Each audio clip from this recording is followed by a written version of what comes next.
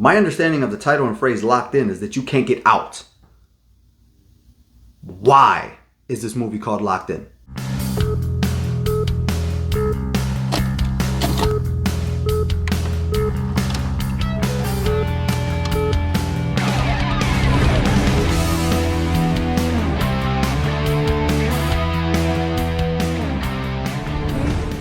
What's going on, people? Alex Thorn here, and I am a rock and roller who in his downtime likes to watch movies while wearing a bandana. And this time I figured I'd give Roku Channel a chance, which, by the way, I didn't even know Roku Channel had originals or exclusives in this case until, my son pointed out and said, "Hey, have you reviewed anything from Roku?" And I'm like, "No, let me see what they got." So onto my phone I went, searched through it. They had what is called Roku exclusives. I don't know if they have actual originals. You guys can let me know down below, and maybe you guys can point something out. But I don't know if this was a mistake or not, but I dived into reviewing and watching Locked In. I was actually really impressed with the cover. For some reason, the cover of this movie felt like, oh, this is going to be a really, really good movie. And I'm not going to say that it was the absolute, shits. But it's, I mean, holy crap, man. Where do I start? There's several things, not a couple. There's just several things about this movie that are just mind-boggling. But where do we start? It's about a mother and a daughter who have a kind of a strained relationship, and the father is no longer in the picture. He's in prison. And the daughter, by the way, is just, my God, is she unbearable. I'm assuming she's only the way she is because the father's not involved. Because if there was a father present, she would not be talking the way she does to her mother or at all. Just, whoa. But she's very jarring. And the mother comes off as genuine. She does. I feel like I've seen her before. I really do. Even if I haven't. She just has a very familiar face.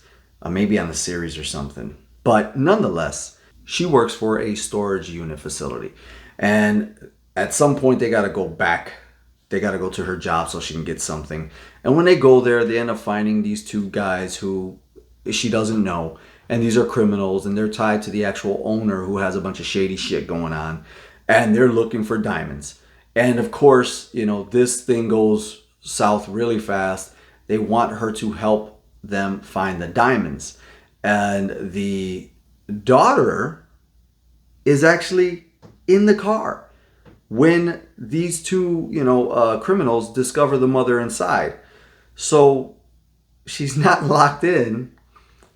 The daughter gets into the storage facility place and tries to help the mother get out. And then they get out.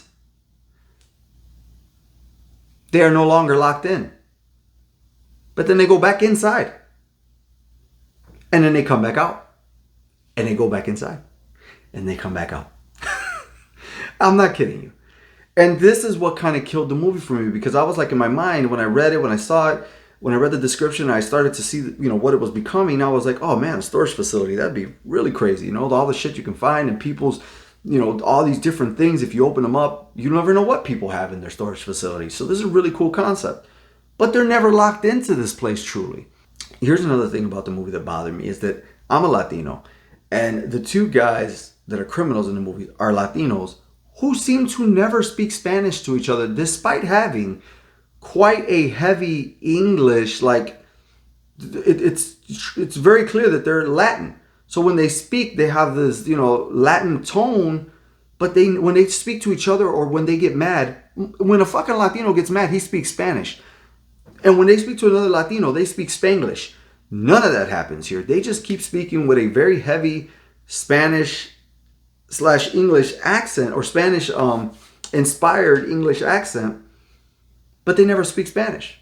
That was a big mistake to me because it's this is not reality. And they're criminals, so they should be slightly, less educated. They chose a life of, of breaking rules and all that shit. So anyways, it's not a complete waste of time. it was an enjoyable movie, although baffling.